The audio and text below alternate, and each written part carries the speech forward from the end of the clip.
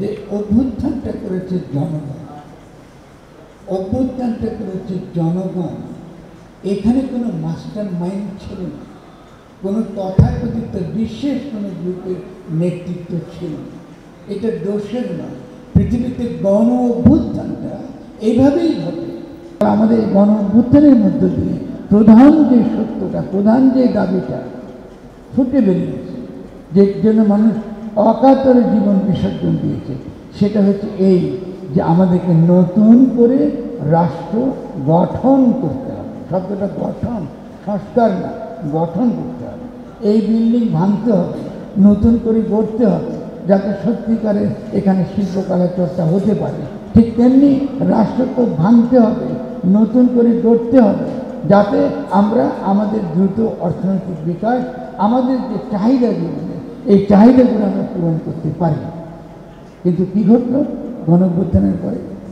জনগণ ক্ষমতা পেল। কয় তারিখে ক্ষমতা পেল মনে আছে আপনাদের? ভুলে গিয়েছেন, জুলাই গণঅভ্যুত্থান বলি, তারিখে ভুলে যাবেন কদিন পরে। ক্ষমতা পেল 5 তারিখে।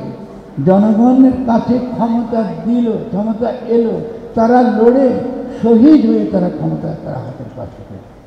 এখন এই যে জনগণ কথাটা বলেছি, এই জনগণের মধ্যে ছাত্র রয়েছে, তরুণ রয়েছে, গরিব মানুষ রয়েছে, মেহনতি মানুষ রয়েছে।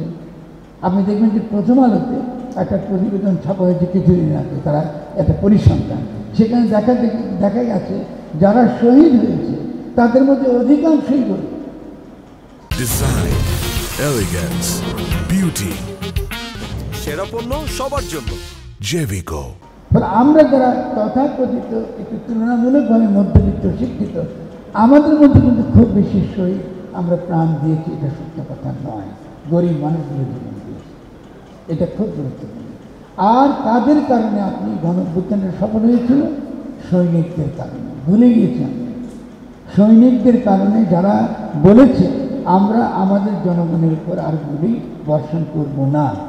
যখন তারা এই কথা বলেছে তখনই শেখ হাসিনার ফাঁসি সরকারের পতন ঘটেছে। আমরা ইতিমধ্যে ভুলে গিয়েছি সৈনিকদের অবদান। আমরা বলি সৈনিকদের একটা অবদান ছিল, তাদের এই অবদানটা ভুলে গেছি।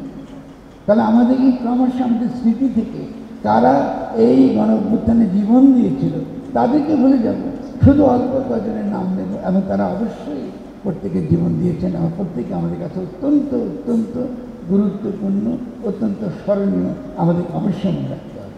তাহলে আমরা যে ভুলে যাচ্ছি, আরও কী কী ভুলে যাচ্ছি খেয়াল করুন। আমরা খালি বারবার সরকারের কথা বলছি, রাষ্ট্রের কথা কারাম বলতেছি। গণ অভ্যুত্থান যখন হয় 5 তারিখে, তৎক্ষণাৎ আমাদেরকে একটা জুলাই ঘোষণা দেবার কথা। এটা অধিকার, এটা কিন্তু জনগণের অধিকার। খেয়াল করুন, 5 তারিখের পর থেকে কিন্তু জনগণ যে ক্ষমতা নিজের হাতে পেয়েছে, সেই ক্ষমতা আবারও কিন্তু ফিরিয়ে নেওয়া হয়েছে, যেহেতু জুলাই ঘোষণা দিতে দেওয়া হয়নি। এবং এরপরে জুলাই ঘোষণা কী হয়ে গেল? জুলাই ঘোষণা হঠাৎ হয়ে গেল জুলাই সনদ। আমাদের জুলাই সনদ তো চাইনি, আমাদের যেটা অভিপ্রায় আছে, আমাদের জীবন দিয়েছে অভিপ্রায়ের জন্য। তাহলে আমাদের ঘোষণা কই? আমাদের যেটা ঘোষণা, আমাদের চাওয়া পাওয়া।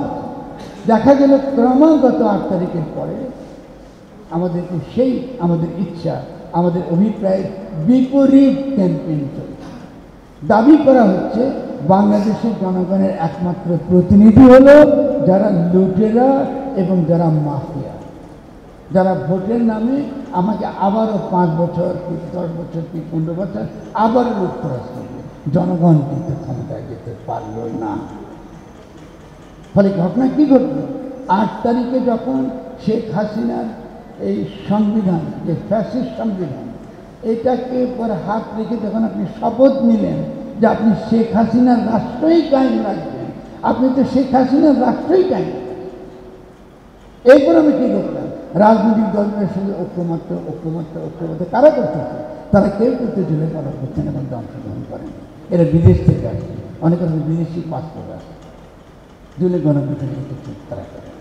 ইতিমধ্যে আমরা দেখলাম বিভিন্ন রকম গবেষণা, তারা বিদেশে আমাদেরকে বললো যে বাংলাদেশে যদিও জনগণ একটা গণঅভ্যুত্থান করেছে, আসলে শেষ পর্যন্ত যেটা ঘটেছে এটাকে বলে রেজিম চেঞ্জ। এই রেজিম চেঞ্জ কে করেছে? মার্কিন যুক্তরাষ্ট্র। এই মার্কিন যুক্তরাষ্ট্র গণ অভ্যুত্থানের মধ্যে প্রবেশ করে একটা রেজিম চেঞ্জ ঘটিয়ে দিয়েছে। আমাদের গণ অভ্যুত্থানের কিছু এর অবশিষ্ট নেই। তরুণরা তাদের রাজনৈতিক দল গঠন করেছে, তারা লড়াই করছে, তারা চেষ্টা করছে, তাদের রণনীতি আছে, রণকৌশল আছে। অনেক ক্ষেত্রে তারা সফল হতে পারছে, অনেক ক্ষেত্রে তারা কৌশলগত ভুল করছে, আবার তারা শিখছে। ফলে তাদের পেছনেও আমাদেরকে থাকতে হবে, তাদেরকে সমর্থন দিতে হবে। সেই ক্ষেত্রে আমাদের দিক থেকে বিনয়ী প্রস্তাবনা হচ্ছে যে নির্বাচন আমাদের কোনো কিছু সমাধান করতে পারে। এবং আমরা জুলাই গণঅভ্যুত্থানের যে শক্তি বীর তরুণরা, তাদের কাছে আমাদের বিনীত অনুরোধ যে নির্বাচন হতে পারে একটা কৌশল, কিন্তু আপনারা নির্বাচন বাদই হবে না। যে নির্বাচন করলে দেশের সমস্যার সমাধান হয় না, এটা হবে না। আমাদের কাজ অনেক বড়, বিভিন্ন ক্ষেত্রগুলোকে আবার নতুন করে গঠন করা, নতুন নীতি গঠন করা, এটা হচ্ছে অত্যন্ত